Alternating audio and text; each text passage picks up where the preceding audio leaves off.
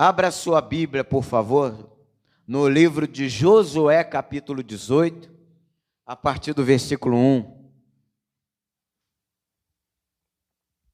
Título da mensagem, para quem quiser anotar: até quando sereis negligentes? Até quando sereis negligentes? O que significa negligência? Significa uma espécie de descaso ou descuido, seja com a vida, com as responsabilidades da vida. Remete também à preguiça, acomodação, ociosidade, desleixo. Então, está vendo só como nós não devemos ser negligentes em nenhum aspecto da nossa vida, mas principalmente a vida espiritual. Principalmente a vida espiritual. Acharam? Josué, livro de Josué, é o 6º livro da Bíblia Sagrada. Josué capítulo 18.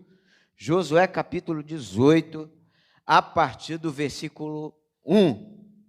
Diz assim: reuniu-se toda a congregação dos filhos de Israel em Siló, e ali armaram a tenda da congregação, e a terra estava sujeita diante deles.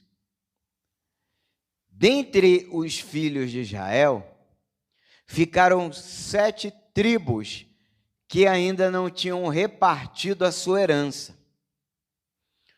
Disse Josué aos filhos de Israel: até quando sereis negligentes em passardes para possuir a terra que o Senhor, Deus de vossos pais, vos deu?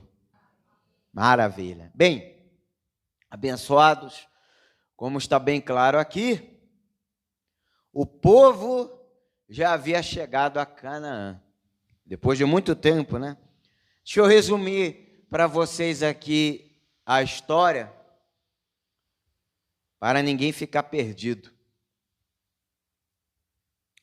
Certa vez, Deus apareceu para um homem que se chamava Abrão, e depois Deus mudou o nome dele para Abraão. Deus apareceu para ele num lugar conhecido como Harã, e Deus disse para ele: sai dessa terra, saia de perto da tua parentela, da casa dos teus pais, e vá para a terra que eu te mostrarei. Abraão obedeceu ou não obedeceu? Abraão obedeceu. Obedeceu. E Deus honrou a fé de Abraão. Não honrou? Então ele saiu de onde ele estava, Padã Arã, e se dirigiu à terra que até então ele não sabia que terra era essa. Então ele saiu de onde ele estava e começou a caminhar em direção aonde Deus queria que ele fosse e ali habitasse. Ele não sabia para onde estava indo, mas o Espírito Santo guiou Abraão. Quando ele chegou nesse local, e ele percebeu que local era esse, Canaã, repita comigo, Canaã, que nós conhecemos também como Palestina, Quando ele chegou nesse local, eu estou citando aqui tudo que está escrito em Gênesis capítulo 12, tá bom, abençoado? Quando ele chegou nesse local, Deus apareceu para ele mais uma vez. E aí isso está no verso 7. Quando Abraão chegou em Canaã, Deus apareceu para ele novamente e disse o quê? Darei à tua descendência esta terra em que você está pisando. E o mesmo Deus falou para o filho dele, Isaque, e depois de Isaque, Jacó. Aí, com o passar do tempo, ocorreu o quê? uma grande e terrível fome em Canaã. Não só em Canaã, mas praticamente em todo o Oriente Médio, praticamente em toda a terra. E foram 7 anos de uma fome terrível. Então, para que o povo da promessa não padecesse devido a essa terrível fome, Deus permitiu que eles saíssem de Canaã, na ocasião Jacó e toda a sua família.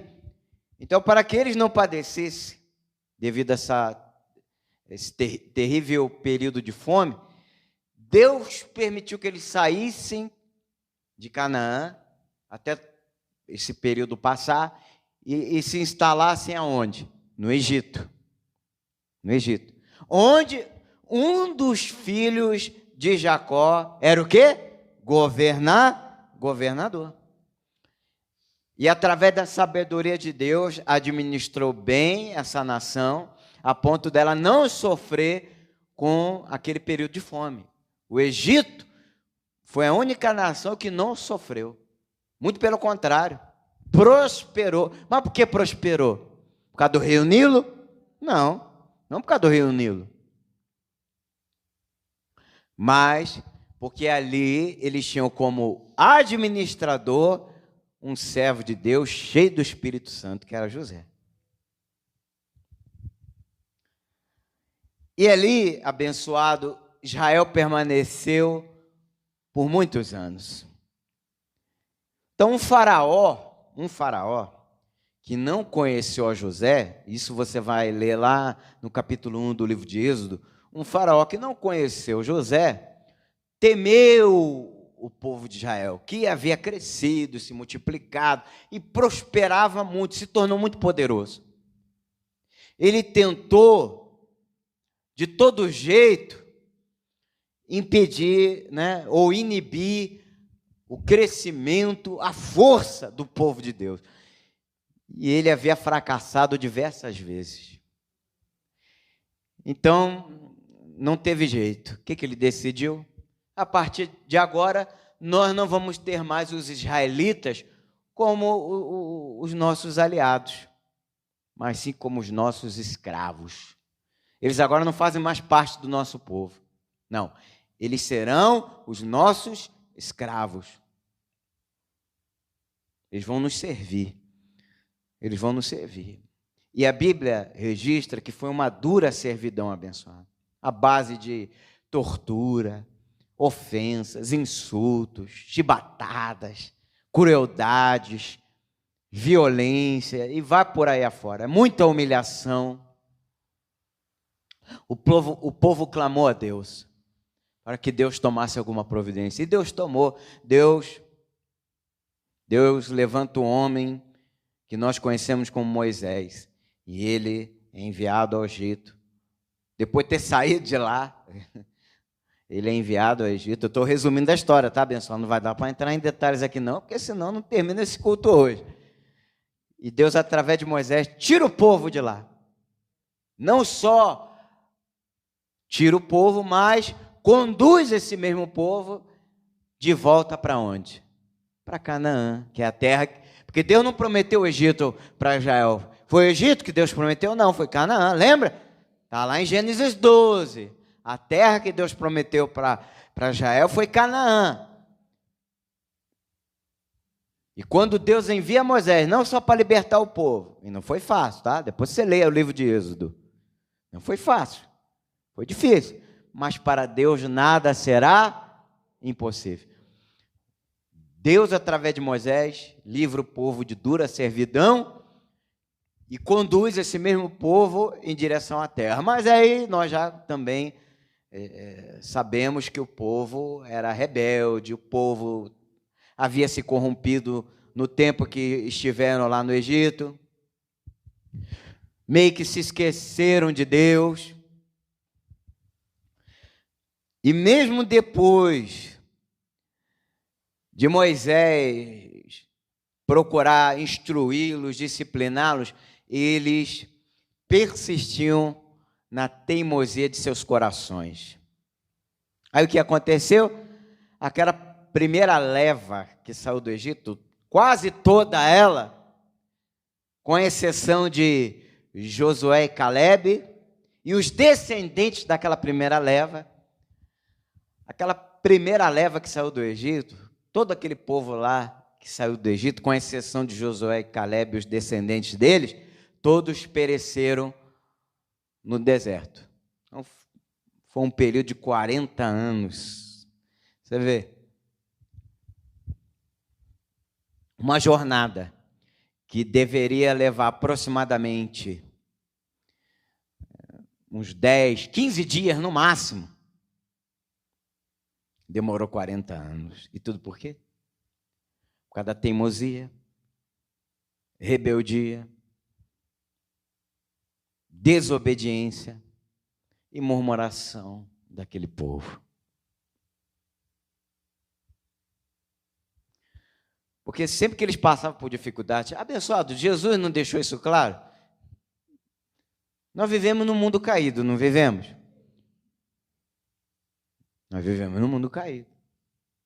Se você ler Gênesis capítulo 3, nós vamos estudar o livro de Gênesis, olha, você vai entender isso mais do que nunca. Que esse mundo aqui nunca foi, jamais será um paraíso para você. Então, Gênesis capítulo 3, o que Deus fala lá? Para o casal. A terra foi amaldiçoada por causa de vocês. Por causa de vocês. Então, o pecado de Adão e Eva não só contaminaram eles, e nos contaminaram também, porque nós somos descendentes de Adão e Eva, como contaminou todo mundo. Contaminou todo o sistema. Então, Israel, abençoado, devido à teimosia deles, à rebeldia deles, e todas aquelas murmurações, eles viviam dizendo para Moisés e para Deus que eles foram tirados, libertados do Egito para morrerem naquele deserto. Sempre que passam por problemas, sempre que passar por dificuldades, qualquer dificuldadezinha era motivo para eles murmurarem e dizerem essas coisas horrorosas. Ah, Moisés, você nos tirou do Egito para morrermos de fome nesse deserto, ou de sede, ou seja lá do que for. Então, vou repetir o que Jesus falou. Nesse mundo, nós iremos passar por, mas não para desanimar. É para desanimar? Não. O que ele falou mais? Tem de bom? Porque quem venceu o mundo? E Jesus venceu o mundo, abençoado. E mais, Deus era com Israel.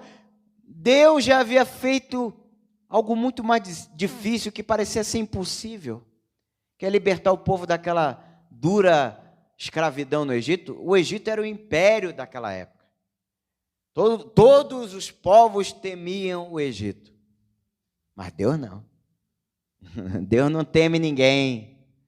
E Deus, com mão forte e poderosa, libertou o povo de lá. Abriu o mar vermelho. Eles viram coisas fantásticas, maravilhosas, extraordinárias. Mas mesmo assim continuaram o quê? Na rebeldia, na teimosia, nas murmurações. Resultado? Aí, eu faço você se recordar do que Jó nos ensina lá, nos primeiros capítulos do livro que tem o nome dele. O que eu mais temia, Jó declarou, me sobre. O medo atrai as coisas negativas. Porque se você está com medo, é porque aquilo que você teme não é nada bom. Então, o que eu mais temi me sobreviver foi o que aconteceu. Provérbio 18, 21. A morte e a vida estão no poder da... Olha lá, o que aconteceu com Israel, hein? Foi culpa de Deus? Não, foi culpa deles. Como é que Deus vai tirar o povo da escravidão para destruí-los no deserto? De jeito nenhum, Deus não é incoerente. Ele não é Deus de confusão. não abençoados, mas foi a teimosia do coração deles que causou tudo isso. E eles viviam declarando confissões de morte. A morte e a vida estão no poder da língua. Agora, o que bem utiliza comerá do seu fruto. Comerá do seu fruto. Então, depois de muito tempo, depois de muitas lutas, depois de superarem, através do poder de Deus, com a ajuda de Deus, muitas barreiras, obstáculos, inimigos, e vai por aí afora, o povo chega a Canaã. Agora com uma outra liderança. Moisés sai de cena, o tempo dele havia terminado. Quem assume o papel de líder do povo de Israel? Josué. E Deus, através de Josué, não só conduz o povo até a terra, mas a tomar posse da terra. Mas nós percebemos aqui, lendo o trecho, que o povo estava meio acomodado, negligenciando a bênção que Deus havia dado para eles. Porque aquele negócio, não adianta Deus falar para você, ó, como falou para Abraão lá: Abraão, sai da tua terra, da tua parentela, da casa dos teus pais, vá para a terra que eu te mostrarei, ser tu uma bênção. Até aí tudo bem. Deus não é homem para que minta, é? Não. Deus, ele cumpre com o que ele promete. Mas nós precisamos o quê? Tomar atitude. Abraão, pergunto para vocês, Abraão seria uma bênção como Deus falou que ele seria, se ele permanecesse em Padã Arã? Se Abraão não tivesse dado ouvido à voz de Deus, o que Deus prometeu para ele iria se cumprir? Agora você está entendendo o que Josué está querendo dizer com essa repreensão aqui? Vamos ler o versículo 3 de novo. Vamos ler o versículo 3. Vamos ler o versículo 3. Até quando vocês vão negligenciar a posse da terra que o Senhor, o Deus dos seus antepassados, deu a vocês? Até quando? Eles haviam chegado a Canaã, mas se acomodaram, cruzaram os braços, não estavam fazendo nada para tomar posse da terra. Abençoado, a terra não estava desocupada. Não. Estavam cheios de tribos pagãs ali, idólatras, perversas. E Deus deixou bem claro que seria com Israel, daria forças, daria condições a Israel para expulsar aquelas tribos de lá. Só que eles se acomodaram, cruzaram os braços, se tornaram ociosos, começaram a fazer amizade com essas tribos, começaram a fazer aliança com aqueles povos pagãos, incrédulos, idólatras, que não tinham nada a ver com Deus. E isso era perigoso. Isso era muito perigoso. É o mesmo que, eu queria arrumar um namorado ou uma namorada. Aonde ó Deus, eu preciso de um lugar para encontrar uma pessoa e venha fazer parte da minha vida. Aí eu pergunto para você vai procurar essa pessoa na Cracolândia? Hein? No presídio? No hospício? Na boca de fumo? É lá que você vai procurar um namorado, uma namorada para você? Um companheiro, uma companheira? Era isso que Israel parece que estava procurando para a vida deles. Olha o tipo de companhia eles estavam procurando. Olha o tipo de amizade que eles estavam buscando para eles. Olha os aliados mais ou menos assim. Como é que você vai se aliar a esse tipo de gente? Não, de jeito nenhum.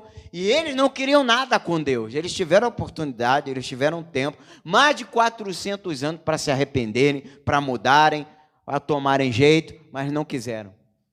Essas tribos cometiam atos terríveis. E um deles, eu cito um deles aqui. Sabe qual? Sacrificavam bebês a um deus que se chamava Moloque. E aí? Você concorda com isso? Você vai compactuar com isso? Então não era para Israel fazer aliança com esse povo. Era para Israel expulsá-los de lá, porque aquela terra era deles. Sempre foi. Sempre foi. Para falar a verdade, a terra pertence a quem? A Deus. E Ele dá para quem Ele quiser. E Ele deu para Israel aquela terra. Mas só que Israel estava lá, acomodado, com os braços cruzados. O pessoal estava muito relaxado. E aí Deus usa Josué para repreendê-los. Até quando vocês vão ficar aí de braços cruzados? Até quando vocês vão ficar aí relaxados? Sem tomar atitude? Sem fazer nada? Algumas tribos já haviam tomado posse de suas respectivas terras. A tribo de Rubens, de Gade e a meia tribo de Manassés. Mas ainda faltavam 7 tribos. E essas 7 tribos estavam acomodadas, estavam, sabe? Deus não prometeu a terra? Deus não deu aquela terra para eles? Só que não é assim, abençoado. Deus não dá as coisas de mão beijada. Não vai cair no nosso colo. Nós precisamos tomar atitude. Não devemos deixar para depois o que devemos fazer agora. Você já ouviu isso? E não é verdade? Então, lá em Siló, Siló era um centro de adoração que futuramente fora substituído por Jerusalém. Foi aonde os sacerdotes armaram o tabernáculo. O tabernáculo era o que nós conhecemos hoje como igreja. E o povo se reunia em Siló para ouvir a voz de Deus e para adorá-lo.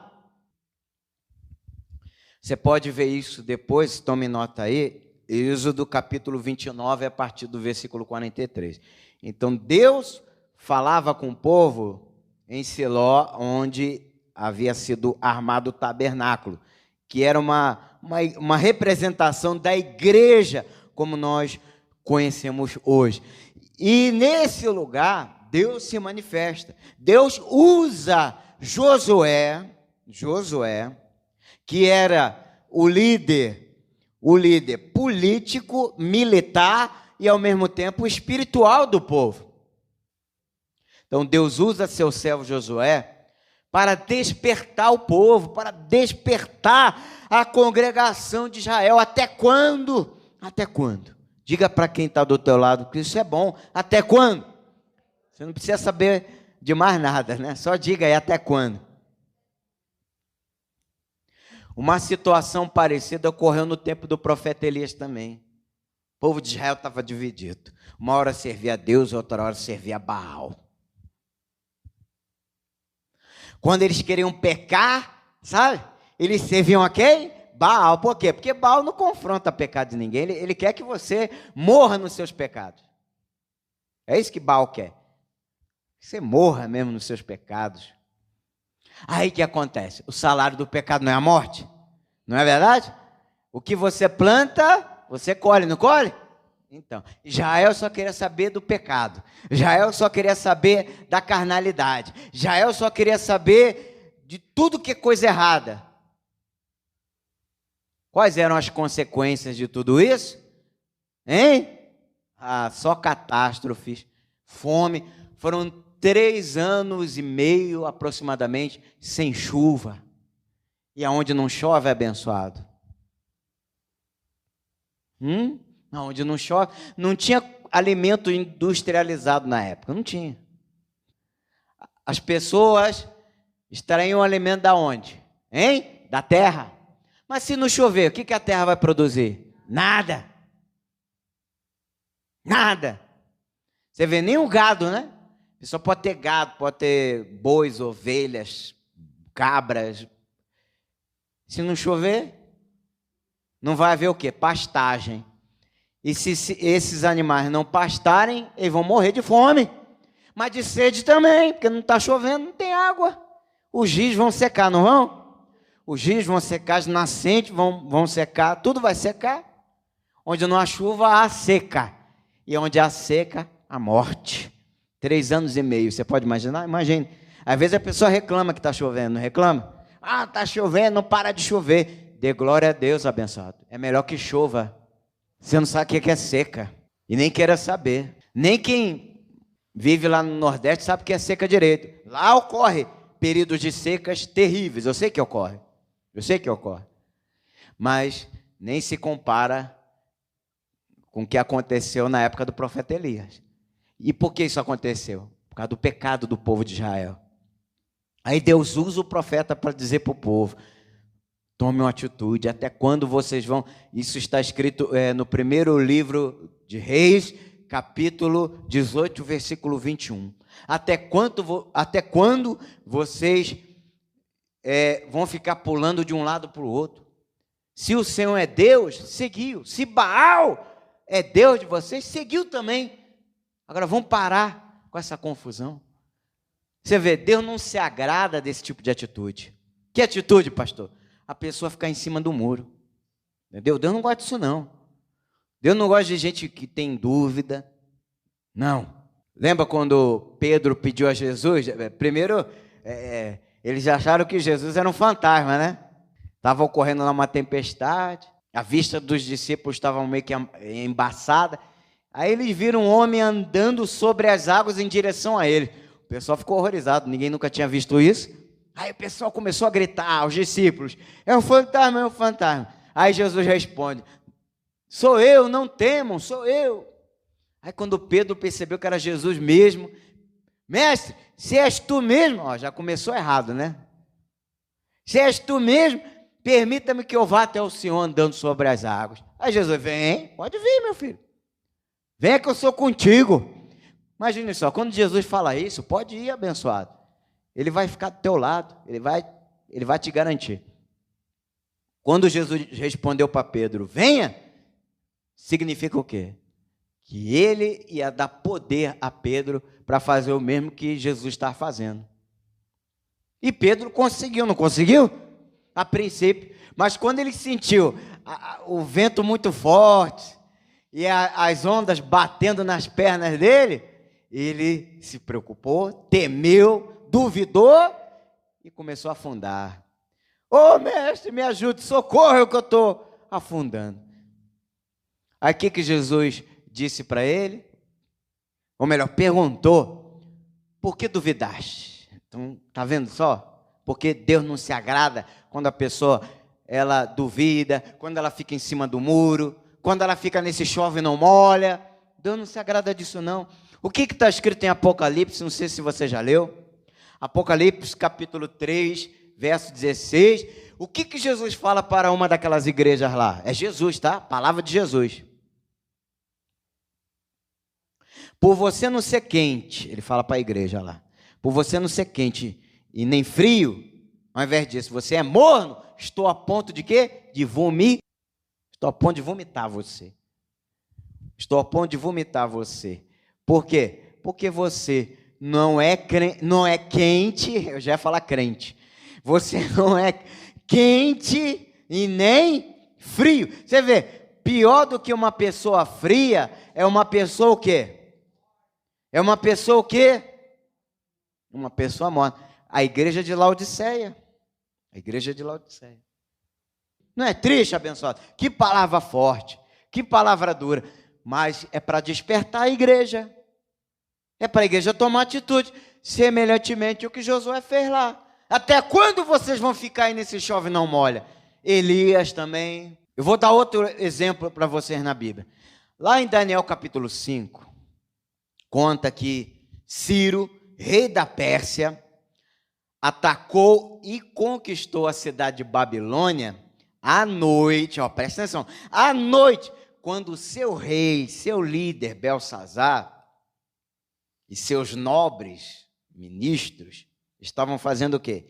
Estavam todos ociosos, negligenciando os adversários, que Babilônia tinha muitos inimigos, mas eles não estavam nem aí. Baixaram a guarda. E sabe o que é pior? Estavam todos embriagados. Aí no versículo 30 de Daniel 5, diz o seguinte: naquela mesma noite em que eles estavam ociosos, embriagados, não estavam nem aí para coisa alguma, naquela mesma noite, Belsazar, rei dos caldeus, rei da Babilônia, foi morto e Babilônia caiu. Está vendo só? Mas é o que acontece quando nós cruzamos os braços, quando nós baixamos a guarda, quando nós, como Jesus ensinou muito bem, não vigiamos. Não é assim? E por falar em Jesus, Jesus também ele dá essa mesma demonstração de desagrado com esse comportamento negligente de nossa parte. Lucas capítulo 9, versículo 41. Jesus diz o seguinte: ó geração incrédula e perversa, até quando estarei convosco? Até quando? Até quando terei que sofrer? Eu estou lendo o original. No original é assim. Na sua Bíblia está desse jeito: até quando estarei convosco? Até quando vos sofrerei? Errado. Essa tradução está errada. A tradução do grego original é assim: até quando estarei convosco? Até aí está certo. Agora, a segunda parte é assim: até quando sofrerei por causa de vocês, por causa da incredulidade de vocês, por causa da negligência espiritual de vocês. Que lembra o que aconteceu? Depois você lê Lucas capítulo 9. Tinha um menino lá epilético, não só epilético, endemoniado. E os discípulos não conseguiram curá-lo. E ninguém estava acreditando que aquele menino tinha solução. Por isso que Jesus falou isso. Eu não dei autoridade. Bem antes, Jesus já tinha dado poder e autoridade para os discípulos curarem todo tipo de enfermidade, e expulsarem demônios. Jesus deu esse poder para eles, mas eles falharam terrivelmente. O que obrigou Jesus a dizer isso: até quando estarei convosco? Que eu não vou ficar aqui por muito tempo. Não é verdade? Jesus tinha que ir, ele tinha que ir para a cruz para nos salvar, senão nenhum de nós seríamos salvos. Então, até quando estarei convosco? E até quando sofrerei por causa de vocês? Porque, abençoados, não é brincadeira não. Esse nosso comportamento, o comportamento do ser humano, de ficar em cima do muro, duvidar das coisas de Deus, sabe? Esse proceder negligente para com as coisas de Deus, isso entristece a Deus, entristece o Espírito Santo. A pessoa duvida que Deus pode fazer um milagre na vida dela, a pessoa duvida que Deus pode abrir uma porta do emprego para ela. Está muito difícil, acho que nem Deus consegue. Tem gente que fala isso, tem crente que diz isso, é triste. Como pode? Isso entristece o Espírito Santo. Será que eu sou salvo mesmo? Será que se Jesus voltar agora eu vou ser salvo? Você acha que isso agrada a Deus? Isso não agrada a Deus, não. Isso não agrada a Deus, não. Isso entristece o Espírito Santo. A pessoa fala um negócio desse. Então precisamos despertar. O que nós aprendemos aqui, abençoado? Que assim como o povo de Israel, desde a época lá de Josué até a época de Jesus, precisou, vez ou outra, de um chacoalhão para despertar, nós também precisamos. Porque nós não somos diferentes dos israelitas, nós não somos diferentes de ninguém. Nós não somos diferentes nem do ímpio. Não somos. Humanamente falando, nós não somos. Nós não somos diferentes de quem está pulando carnaval, não. Humanamente falando, não.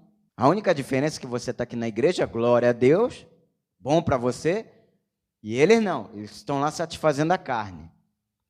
Pior para eles. Bom para vocês, pior para eles. Porque está lá em Romanos 8. O pendor da carne dá para onde? Para a morte. Mas o do Espírito, para a vida e paz. Romanos capítulo 8, a partir do versículo 5. Leia. A partir do versículo 5 até o verso 8. Os que estão na carne não podem agradar a Deus. Então quem está aí no carnaval não está agradando a Deus. Agora você que está aqui na igreja está agradando a Deus. Mas mesmo assim, não podemos ser o quê? Negligentes. Não é porque você está na igreja, eu estou na igreja, eu conheço a palavra, sou batizado, daqui a pouco eu vou tomar a ceia do Senhor, eu sou cheio do Espírito, glória a Deus, que você vai se acomodando. Não se acomode. Não se acomode. Não é porque você veio hoje que agora você vai ficar um mês sem vir à igreja. Não faça isso. Não faça isso. Precisamos despertar do sono espiritual. Negligenciar nosso compromisso com Deus, que é o autor da vida. Diga, ele é o autor da vida. Então, negligenciar nosso compromisso com Deus, que é o autor da vida, nos levará ao fracasso total. Você quer isso para você? Vamos analisar algumas passagens aqui de suma importância para terminar. Você me permite isso? Sim ou não? Provérbios capítulo 6, abra por favor, a partir do verso 9. Como pode a pessoa ficar lamentando, Deus não me prospera, pastor, porque fulano e beltrano aqui prosperam e eu não? Será que o Deus que a pessoa que está aí do teu lado está servindo é um e o Deus que você está servindo é outro? Não, o erro não está em Deus, o erro não está aqui na sua igreja, às vezes o erro está em você. Você não toma a atitude que a pessoa que está prosperando está tomando? Quantas pessoas aí querem prosperar, mas não querem trabalhar? O que o apóstolo Paulo falou? Aquele que não trabalha também não coma. Como é que você quer prosperar se você não trabalha? Se você não corre atrás? Eu queria tanto emprego, mas aí segunda-feira acorda meio-dia, ao invés de acordar 5 horas da manhã, para distribuir currículo. Como é que essa pessoa vai arrumar emprego? Acorda cedo, distribui currículo para tudo quanto é lugar. Pastor, já estou trabalhando, mas o que eu ganho aqui não dá para muita coisa. Faz um curso, se especializa em alguma coisa. Hein? Todo mundo aqui tem talento. Deus não criou qualquer coisa, não. Deus criou qualquer coisa? Deus não criou. Não deixa ninguém te diminuir, não, abençoado.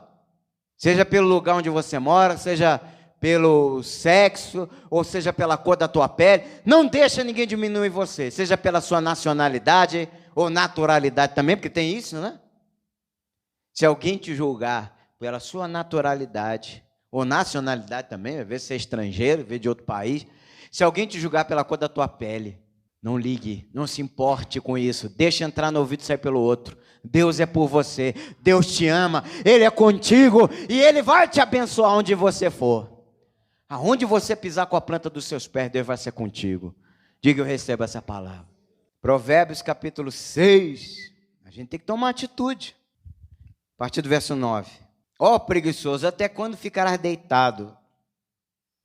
Quando te levantarás do teu? Um pouco para dormir, um pouco para toscanejar, um pouco para encruzar os braços e em repouso. Assim, verso 11, sobrevirá a tua pobreza como um ladrão e a tua necessidade como homem armado. Então, como é que a pessoa quer crescer se ela não quer fazer nada, ela não quer tomar atitude, ela não quer vir para a igreja buscar a ajuda de Deus? Não vai mudar. Vai mudar? Não vai mudar nada. E com a vida espiritual não é diferente. Nós não podemos ser negligentes em nenhum aspecto da nossa vida. Efésios capítulo 5, versículo 14 diz assim: desperta e Cristo te iluminará. Ou seja, te abençoará. Desperta, acorda, toma atitude. Em Romanos capítulo 13, a partir do versículo 11, diz assim: já é hora de despertar do sono.